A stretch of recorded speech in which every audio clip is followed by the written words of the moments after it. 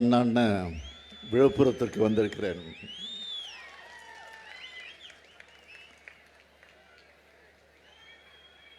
India கூட்டணியினுடைய பிரதமர்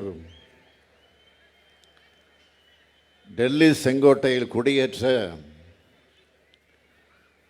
David கோட்டை இருக்கும் கடலூரில் ஆதரவு கேட்க வந்திருக்கிறேன். விழுப்புரம் திருச்செந்தூர் நியோ டைடல் பார்க், கடலூர் முத்துநகரில் 100 கோடி ரூபாய் மதிப்பில் மீன்பிடி துறைமுகம், புனரமைப்பு என பல்வேறு திட்டங்களை 2 மாவட்டங்களுக்கும் கடந்த 3 வருஷமாக செஞ்சவர அதை தொடர்ந்து செய்ய போகும் பெருமையோட உங்ககிட்ட வாக்கு கேட்க வந்திருக்கிறேன். விழுப்புரம் கடலூர் நாடாளுமன்ற தொகுதியினுடைய தேர்தல் பரப்புரை கூட்டத்தில் பங்கேற்றிருக்கும் அமைச்சர் பெருமக்கள், கழகத்தின் துணை பொதுச் செயலாளர் மாண்புமிகு பொன்முடி அவர்களே,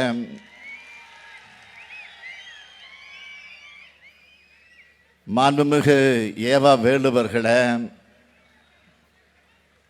மாண்புமிகு எம்ஆர்கே பன்னீர்செல்வம் அவர்களே, மாண்புமிகு செஞ்சி மஸ்தான் அவர்களே, மாண்புமிகு கணேசன் அவர்களே,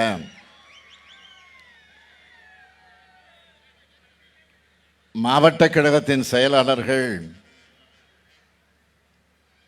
புகழேந்தி அவர்களே, உதயசூரியன் அவர்களே, சட்டமன்ற உறுப்பினர்கள்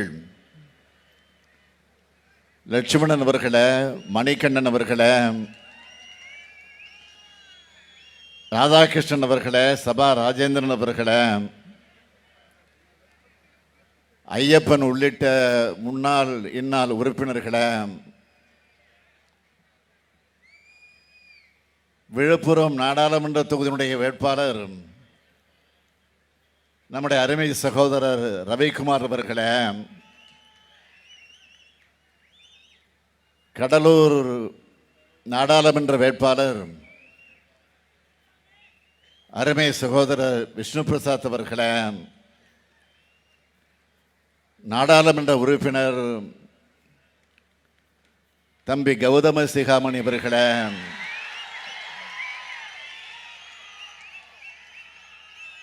மாநிலங்களவை உறுப்பினர் தொழிலாளர் முன்னேற்ற சங்க பேரவையினுடைய தலைவர்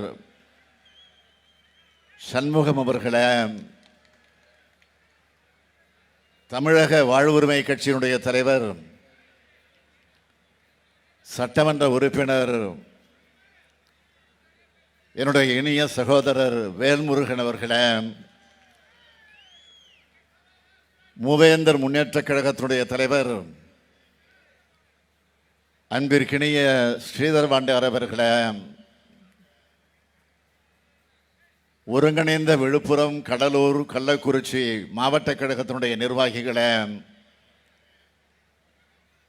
உள்ளாட்சி அமைப்பினுடைய பிரதிநிதிகளே, இந்தியா கூட்டணி கட்சிகளின் நிர்வாகிகளே, தோழர்களே, தொண்டர்களே, செயல் வீரர்களே, பத்திரிகை மற்றும் ஊடகத்துறையை சார்ந்த நண்பர்களே,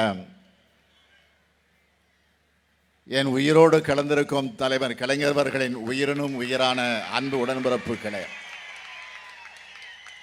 அனைவருக்கும் என்னுடைய மாலை வணக்கம். மக்கள் கடல் சூழ்ந்த மாபெரும் மாநாடு போல் கூடியிருக்கிற இந்த கூட்டத்தை மிக சிறப்போடு ஏற்பாடு செஞ்சிருக்கிற உயர்கல்வித்துறை அமைச்சர், ஆளுநருக்கு மாநில உரிமைகள் பற்றி பாடம் எடுக்கும் பேராசிரியர் முனைவர் பொன்முடி அவர்களுக்கும், ஏவா வேலு அவர்களுக்கும், எம்ஆர்கே பன்னீர்செல்வம் அவர்களுக்கும், மஸ்தான், கணேசன் உள்ளிட்ட மாவட்ட கழகத்துடைய செயலாளர்கள் நிர்வாகிகளுக்கும் என்னுடைய மனமார்ந்த வாழ்த்துக்கள், பாராட்டுக்கள். நமது பாசத்திற்குரிய சகோதரர், எழுச்சி தமிழர் தொல் திருமாவளவன் அவர்களுடைய ஆதரவு பெற்ற வேட்பாளர் முனைவர் ரவிக்குமார் அவர்கள் விழுப்புரம் நாடாளுமன்ற தொகுதியில் போட்டியிடுகிறார். அவரை பற்றி சொல்லணும்னா, எழுத்தாளர், பத்திரிகையாளர், அரசியல் விமர்சகர், கவிஞர், களப்போராளி, மொழிபெயர்ப்பாளர் என பன்முக திறமை கொண்ட நாடாளுமன்ற உறுப்பினராக மிக சிறப்பாக செயல்படுகிறவர். அவருக்கு நீங்கள் பானை சின்னத்தில் வாக்களிக்கணும் என்று உங்களை அன்போடு கேட்டுக்கிறேன். கடலூர் நாடாளுமன்ற தொகுதியில் காங்கிரஸ் கட்சியின் சார்பில் போட்டியிடக்கூடிய அருமை சகோதரர் விஷ்ணு பிரசாத் அவர்கள் போட்டியிடுகிறார். இவர் சட்டமன்ற உறுப்பினரா, நாடாளுமன்ற உறுப்பினரா சிறப்பாக பணியாற்றியதோடு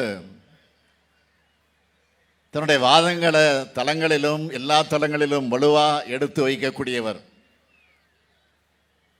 கடலூர் தொகுதி மக்கள் இவருக்கு கை சின்னத்தில் வாக்களிக்கணும்னு நான் அன்போடு கேட்டுக்கொள்கிறேன். இவங்க ரெண்டு பேரும் மீண்டும் நாடாளுமன்றத்தில் உங்களுடைய குரலாக ஒலிக்க, தமிழ்நாட்டோட குரலாக ஒலிக்க அதிக வாக்கு வித்தியாசத்தில் வெற்றி பெற வைக்கணும். வெற்றி பெற வைக்க தயாராகிட்டீங்களா? நீங்க வாக்களிக்கிறது மட்டும் இல்லை, இந்த ஸ்டாலினின் தூதுவனா உங்கள் பகுதியில் இருக்கும் மக்கள்கிட்டையும் வாக்கு கேட்கணும். கேட்பீங்களா? அப்புறம் என்ன, வெற்றி உறுதி. வேட்பாளர்கள் இப்போ உட்காரலாம், உறுதியாயிடுச்சு. நான் பங்கேற்கும் அனைத்து கூட்டங்களிலும் சொல்கிறேன், இந்த தேர்தல் 2வது விடுதலை போராட்டம். ஏன்னா இன்னைக்கு நாடு மிகப்பெரிய ஆபத்தில் சிக்கி இருக்கு. பிற்படுத்தப்பட்ட, மிகவும் பிற்படுத்தப்பட்ட பட்டியலின பழங்குடியின சிறுபான்மையினர் இடஒதுக்கீட்டுக்கு ஆபத்து வந்திருக்கு. ஆபத்துனா எப்படிப்பட்ட ஆபத்து? உதாரணத்துக்கு 2 மட்டும் சொல்றேன். நாட்டை நிர்வகிக்கும் ஒன்றிய அரசு செயலாளர்களில் 3% கூட பிற்படுத்தப்பட்ட சமுதாய மக்கள் இல்லை. அதே போல ஒன்றிய அரசோட உயர்கல்வி நிறுவனங்கள்ல இருக்கிற பேராசிரியர், உதவி பேராசிரியர் போன்ற பணிகளில் இப்பவும் இதர பிற்படுத்தப்பட்ட சமூகங்களையும் பட்டியலின பழங்குடி சமூகங்களையும் சேர்ந்தவங்க இடஒதுக்கீடு முறையில் தேர்வாகிறது இல்லை. இதை பற்றி எதிரில் கூடியிருக்கக்கூடிய நீங்க சிந்திச்சாகணும். உங்களில் பலரும் இப்போ படிச்சிருப்பீங்க, ஆனால் உங்கள் அப்பா அம்மா, அவங்களோட அப்பா அம்மாவை பற்றி யோசிச்சு பாருங்க. எதிர்காலத்தில் உங்கள் குழந்தைங்க படிக்க வேணாமா? நல்ல வேலைக்கு போக வேணாமா? கடந்த 2-3 தலைமுறையாக தான் நாம் படித்து முன்னேறி வரோம். நல்ல மரியாதையான வேலைகளுக்கு வந்திருக்கிறோம். இதுக்கு என்ன காரணம்? நாம் போராடி பெற்ற இடஒதுக்கீடும் சமூக நீதியும் தான். இன்னமும் நமக்கான பிரதிநிதித்துவமான சரியான முழுமையாக கிடைக்கல. அதுக்கு யார் காரணம்? பாஜக. இடஒதுக்கீட்டுக்கு ஆபத்து உண்டாக்குறாங்க. ஏன்? ஒவ்வொரு முறையும் இடஒதுக்கீடு எங்கள் உரிமைன்னு போராட வேண்டியிருக்கு. ஏன்? ஏன்னா இடஒதுக்கீட்டுக்கும் சமூக நீதிக்கும் முற்றிலும் எதிரான கட்சி பாஜக. பாஜக மீண்டும் ஒரு முறை ஆட்சிக்கு வந்தால் இந்தியாவில் இடஒதுக்கீடு முறை இருக்காது. சமூக நீதிக்கு சவக்குழி தோண்டிடுவாங்க. நம்மோட மக்களை 100 ஆண்டுகள் பின்னோக்கி இழுத்துட்டு போயிடுவாங்க. இதுக்காக தான் நாம பாஜகவை எதிர்க்கிறோம். இடஒதுக்கீடு கிடைக்க நாம ஆண்டாண்டு காலமாக தொடர்ந்து போராடுகிறோம். திமுக ஆட்சி என்பது சாமானிய மக்களுக்கான ஆட்சி தான். பேரறிஞர் அண்ணா, தலைவர் கலைஞர் அவர்கள்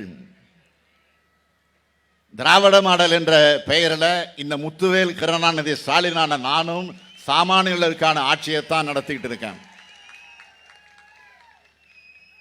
முத்தமிழறிஞர் கலைஞர் தன்னுடைய வாழ்க்கையே சமூக நீதிக்காக அர்ப்பணித்தவர். அவர் முதல் 2 முறை முதலமைச்சராக பொறுப்பேற்ற போதுதான் முதலாம் பிற்படுத்தப்பட்ட ஒரு நலத்துறை, ஆதி திராவிட நலத்துறை என்று தனித்தனியா புதிய துறைகளை ஒடுக்கப்பட்ட மக்கள் பயனடைய உருவாக்கினார். பிற்படுத்தப்பட்டோர் நலனுக்காக சட்டநாதன் ஆணையத்தை அமைச்சார். பிற்படுத்தப்பட்டோர் 25 விழுக்காடு இடஒதுக்கீட்டை 31 விழுக்காட்டாக உயர்த்தினார்.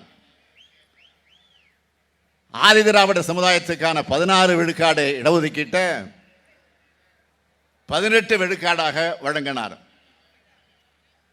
3வது முறை முதலமைச்சராக இருக்கும்போதுதான்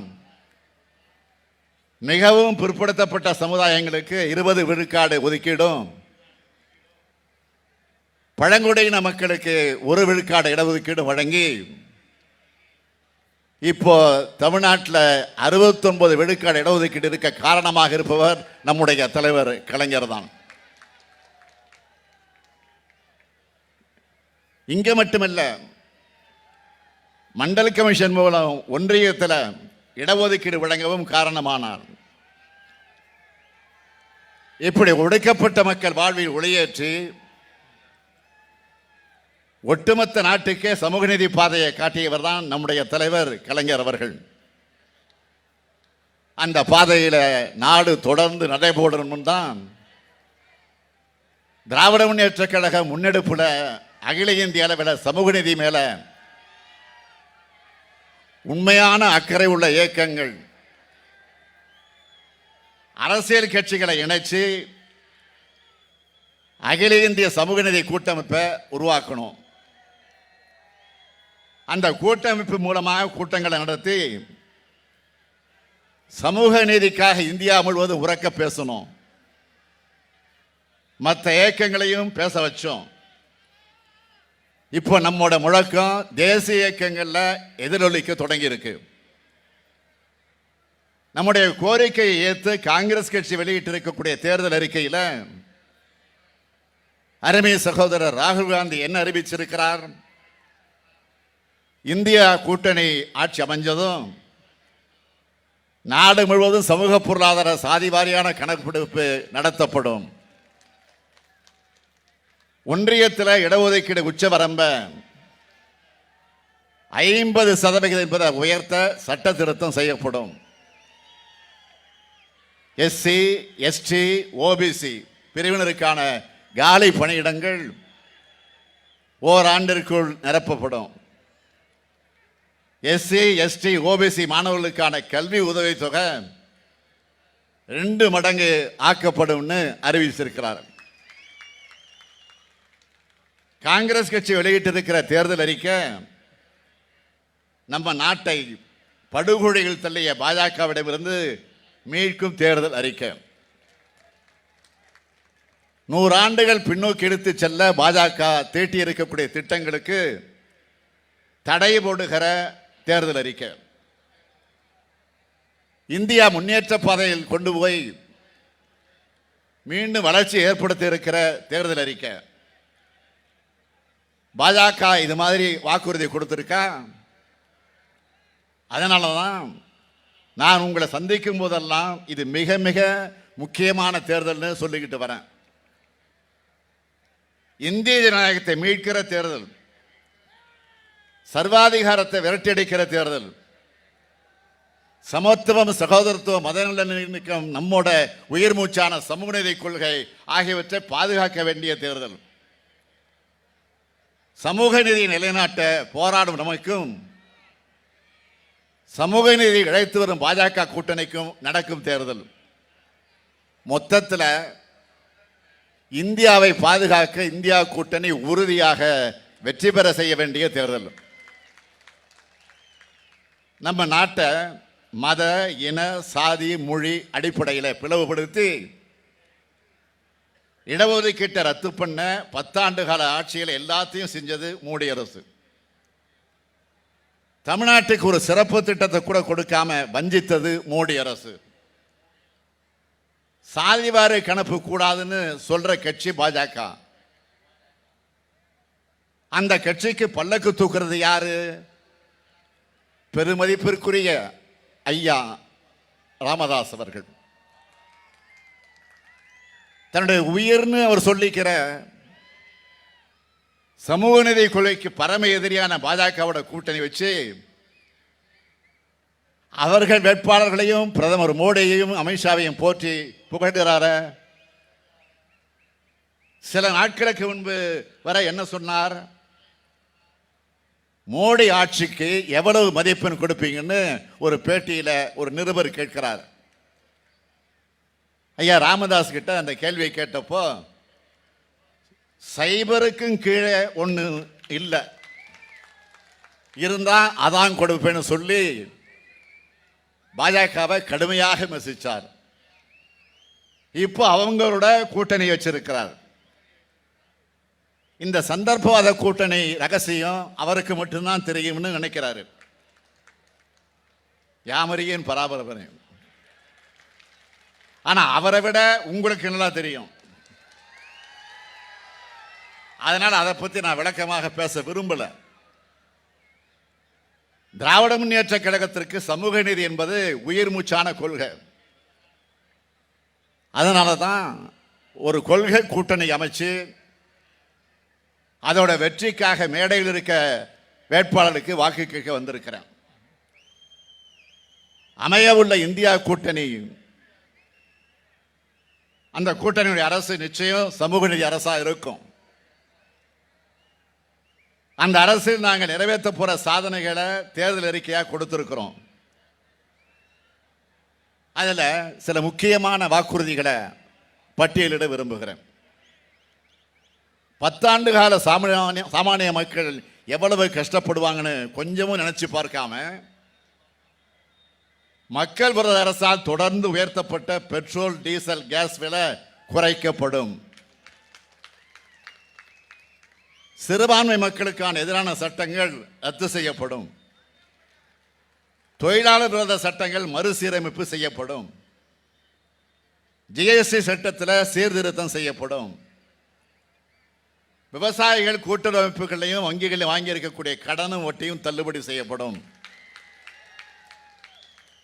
உழவர்களோட வேளாண் விளைபொருட்களுக்கு மொத்த உற்பத்தி செலவுடன் 50 விழுக்காடு என்பதை வலியுறுத்தி குறைந்தபட்ச ஆதரவு விலை நிர்ணயம் செய்யப்படும். தேசிய நெடுஞ்சாலைகள் இருக்கிற சுங்க சாவடிகள் முற்றிலுமாக அகற்றப்படும்.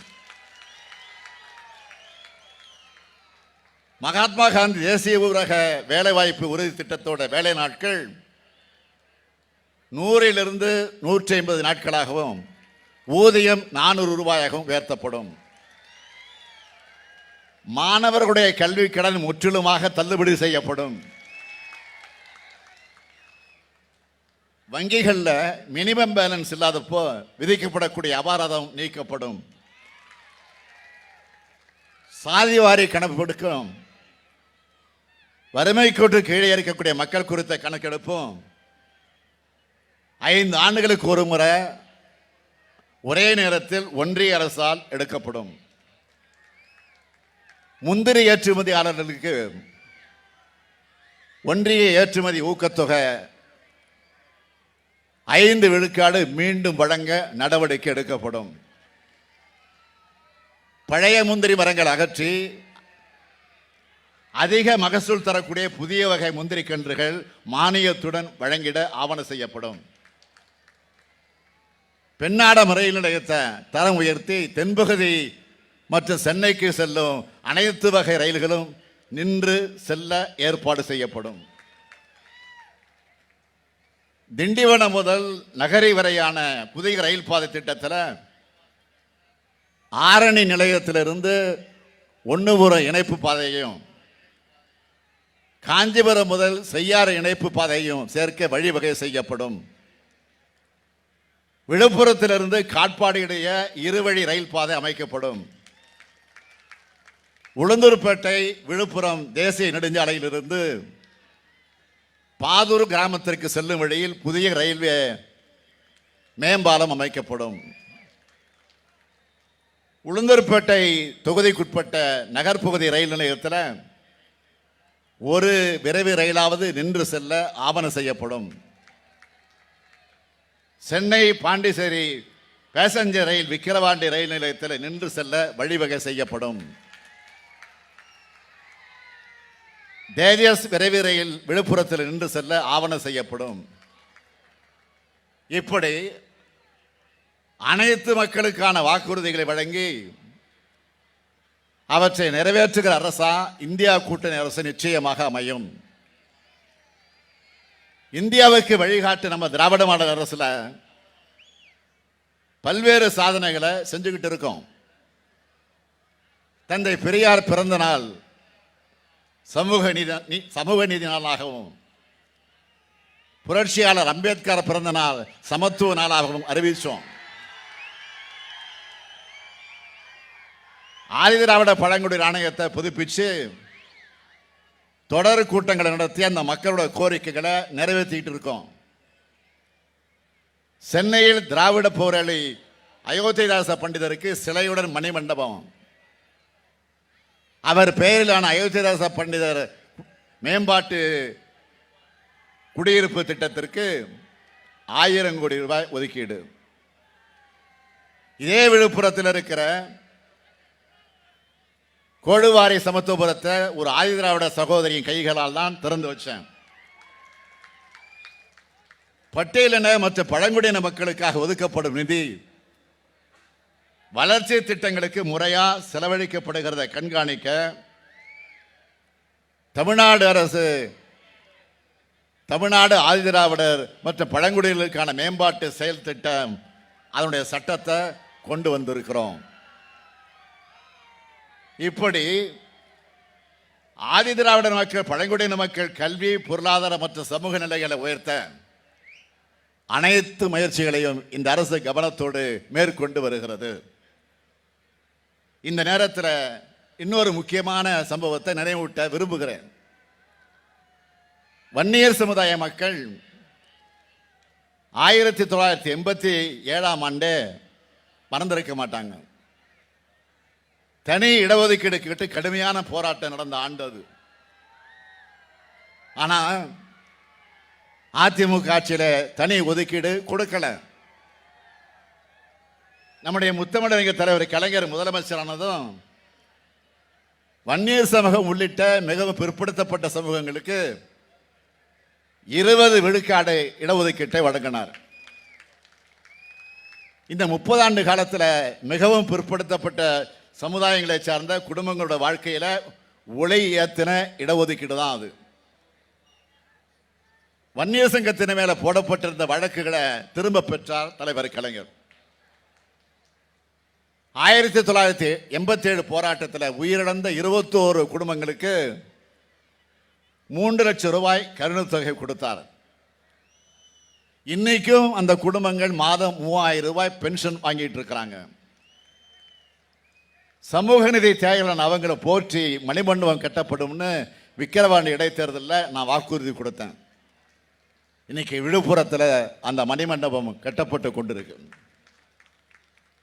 அது மட்டுமல்ல, திராவிட முன்னேற்ற கழகத்தினுடைய முன்னோடிகள் ஒருவராக இருந்த ஏஜின்னு அன்போடு அழைக்கப்பட்ட கோவிந்தசாமி அவர்களுக்கு மணிமண்டபம் கட்டப்படும் அறிவிச்சு இப்போ மணிமண்டபம் அமைக்கக்கூடிய பணி நடந்துகிட்டு இருக்கு. இப்படி சமூக நீதியை நோக்கி, சமத்துவத்தை நோக்கி நம்ம அரசு செயல்படுது. அது மட்டுமல்ல, பார்த்து பார்த்து திட்டங்களை நிறைவேற்றுகிற நல்லாட்சியை வழங்கி வரோம். பல்வேறு மாநிலங்களில் இருந்து குழுக்கள் வந்து பார்த்து நம்முடைய திட்டங்களை அவங்க மாநிலங்களுக்கு கொண்டு போய் செயல்படுத்துறாங்க. இந்தியாவோட மற்ற மாநிலங்களில் மட்டும் இல்லை, நம்மோட திட்டம் ஒன்று கன்னடா நாடு வரை போயிருக்கு. இப்போ என்ன திட்டம் அது? செய்திகளை பார்த்தீங்களா? முதலமைச்சரின் காலை உணவு திட்டம் தான் இப்போது கன்னடா நாட்டிலையும் எதிரொலிச்சிருக்கு. பெருந்தலைவர் காமராஜர் அவர்கள் மதிய உணவு திட்டத்தை தொடங்கிறதுக்கு காரணம், மதிய சாப்பாடு கொடுத்தாலாவது பள்ளிகளுக்கு பிள்ளைகள் படிக்க வருவாங்கன்னு நிறைவேற்றினார். நானும் ஒரு பள்ளியில் அரசு நிகழ்ச்சிக்கு செல்லும்போது யதார்த்தமா ஒரு மாணவனை கூப்பிட்டு, சாப்பிட்டியா தம்பி அப்படின்னு கேட்டேன். அப்போ அந்த தம்பி சொல்லிச்சு, அப்பா அம்மா வேலைக்கு போகிறதுனால டிஃபன் செய்யலைன்னு சொல்லிச்சு, அதனால் சாப்பிடலன்னுச்சு. உடனே அதிகாரிகள் அழைத்து, எவ்வளவு நிதி நெருக்கடி இருந்தாலும் பரவாயில்லை, நம்ம குழந்தைங்க நல்லா சாப்பிட்டு நல்லா படிக்க காலை உணவு திட்டம் கொண்டு வரணும்னு ஃபைல் தயார் பண்ணுங்கன்னு சொல்லி இந்த ஸ்டாலின் போட்ட கையெழுத்தால் தான் தமிழ்நாடு முழுக்க தினமும் 16 லட்சம் குழந்தைகள் காலை உணவு திட்டத்தில் சாப்பிட்றாங்க. அது மட்டுமல்ல, நம்ம ஆட்சிக்கு வந்ததிலிருந்து தினமும் லட்சக்கணக்கான மகளிர் மகிழ்ச்சியா நாங்க ஸ்டாலின் ஐயா பஸ்ல இலவசமா பயணம் பண்றோம்னு சொல்லக்கூடிய விடியல் பயணம் திட்டம். ஏழ்மையான சூழல் அரசு பள்ளியில் படிச்சு கல்லூரிக்கு வரும் என்னோட 4,81,075 மகள்களுக்கு 1000 ரூபாய் தரும் புதுமை பெண் திட்டம். வெளியூர்ல வேலைக்கு செல்லக்கூடிய மகளிர் பாதுகாப்பா தங்குறதுக்கு தோழியர் விடுதி. மாணவர்களுக்கும் மாதம் மாதம் 1000 ரூபாய் வழங்க போகக்கூடிய தமிழ் புதல்வன் திட்டம் விரைவில் தொடங்க போறோம். இளைஞர்களுக்கு திறன் பயிற்சி வழங்கி வேலை வாய்ப்பு பெற்று தரக்கூடிய நான் முதல்வன் திட்டம். இப்படி பள்ளி குழந்தைகள் முதல் கல்லூரிக்கு செல்லக்கூடிய மாணவிகள் வர பயன்பெறும் ஏராளமான திட்டங்களை நிறைவேற்றிட்டு வரோம். 2 நாளைக்கு முன்னாடி ஒரு வீடியோ பார்த்தேன். திமுகவுக்கு ஆதரவா வாக்கு சேகரிக்கிற நம்முடைய உடன்பிறப்பு ஒருத்தர் பிரச்சாரத்தில் மாதம் மாதம் உரிமை தொகை வழங்குறதை பற்றி கேட்டிருக்காரு. அதுக்கு அந்த சகோதரி சொல்றாங்க, உரிமை தொகையா வர்ற 1000 ரூபாய் என் மகளோட எதிர்காலத்துக்காக செல்வ மகள் திட்டத்தில் சேமிக்கிறேன்னு சொன்னார். இப்படி தமிழ்நாடு முழுக்க 1,15 லட்சம் சகோதரிகள் உரிமையோடவும் பாசத்தோடவும் எங்க அண்ணன் ஸ்டாலின் கொடுக்கிற தாய் வீட்டு சீர்னு இருக்குன்னு சொல்றாங்க. மகளிர் அனைவரும் இந்த உரிமை தொகையை தங்களுடைய பசங்களுக்கான சேமிப்பாகவும் தங்கள் குடும்பத்துக்கு தேவையான கல்வி மருத்துவ செலவுக்கான ஆதாரமாகவும் பார்க்குறாங்க. இன்னும் சொல்லணும்னா, நம்ம சகோதரிகள்கிட்ட சென்று சேரும் உரிமை தொகை நம்மளோட கிராமப்புற பொருளாதாரம் வளர உதவிகரமாக இருக்கு. பல்வேறு பொருளாதார அறிஞர்கள் ஆய்வுகள் மூலமாக இதை சொல்றாங்க. ஒரு கிராமத்தில் 500 பெண்களுக்கு 1000 ரூபாய் வருதுன்னா அந்த ஊருக்குள்ள 5 லட்சம் ரூபாய் வருதுன்னு பொருள். இதன் மூலமாக அந்த கிராமத்தில் பணப்புழக்கம் அதிகமாகுது, கிராம பொருளாதாரமும் வளருது. ஒரு வரியில சொல்லணும்னா கலைஞர் மகளிர் உரிமை திட்டம் மகளிர் வாழ்வில் மட்டும் இல்ல, கிராமப்புற பொருளாதாரத்தையும் ஒரு மிகப்பெரிய புரட்சி. இப்படிப்பட்ட புரட்சிகளால் கோடிக்கணக்கான தாய்மார்கள் முகத்தில் புன்னகையையும் கோடிக்கணக்கான தமிழ்நாட்டு குடும்பங்களில் மகிழ்ச்சியை ஏற்படுத்துகிற திட்டங்களை செயல்படுத்திக்கிட்டு இருக்கோம்னு நெஞ்ச நிமிர்த்தி பெருமையோடு தெம்போடு துணிவோடு நான் உங்களிடத்தில் சொல்றேன். ஆனால் நம்ம ஆட்சியை குறை சொல்லி ஒருத்தர் பேசிக்கிட்டு இருக்காரு. அவருக்கு ஊரில் வச்ச பேரு பாதம் தாங்கி பழனிசாமி, பச்சை பொய் பழனிசாமி, பச்சை துரோகம் பழனிசாமி. தன்னுடைய எஜமானருக்கு போட்டியா பழனிசாமியும் உருட்டுறாரு. பழனிசாமி என்ன சொல்றாரு தெரியுமா? அவர் சொல்லித்தான் நம்ம 1000 ரூபாய் உரிமை தொகை கொடுக்கிறோமா. இவர் கஜானாவே தூர்வாரண லட்சணத்தை சீர்படுத்தி உரிமை திட்டத்தை நாம் வெற்றிகரமாக செயல்படுத்திக்கிட்டு இருக்கோம்.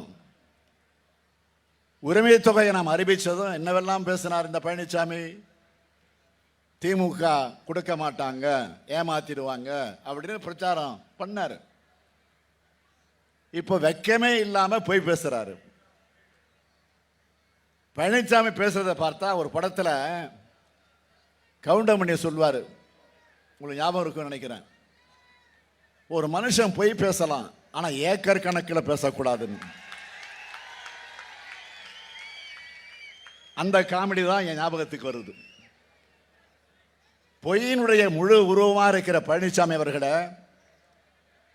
எத்தனை ஆண்டுகள் ஆனாலும் தமிழ்நாட்டு மகளிர் 1000 ரூபாய் உரிமை தொகையை ஸ்டாலின் தான் கொடுத்தாருன்னு சொல்லுவாங்க. பாஜகவோட கள்ள கூட்டணி வச்சுக்கிட்டு உத்தமபுத்திரன் மாதிரி ஊர்வலம் போய் வாய்க்கு வந்தபடி புலம்புகிற பழனிசாமியுடைய லட்சணம் என்ன? மோடி இந்தியாவை சீரழிச்சார்னா தமிழ்நாட்டை சீரழிச்ச பாவத்தை செஞ்சவர் பழனிசாமி. பழனிசாமி ஆட்சி தான் தமிழ்நாட்டோட இருண்ட காலம்.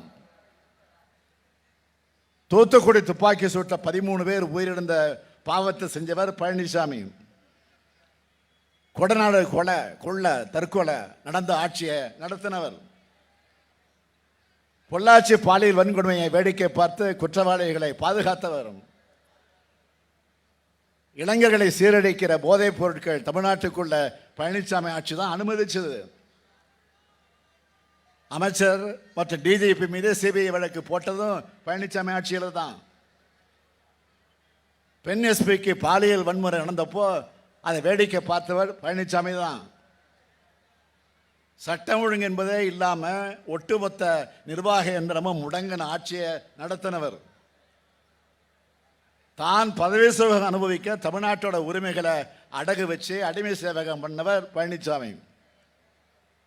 4 ஆண்டுகளாக ஒண்ணுமே செய்யாம அனைத்து துறைகளையுமே தமிழ்நாட்டை அதால பாதாளத்திற்கு தள்ளினவர் பழனிசாமி. நான் ஆட்சி பொறுப்புக்கு வந்த உடனே ஒவ்வொரு துறையா ஆய்வு செஞ்சேன்.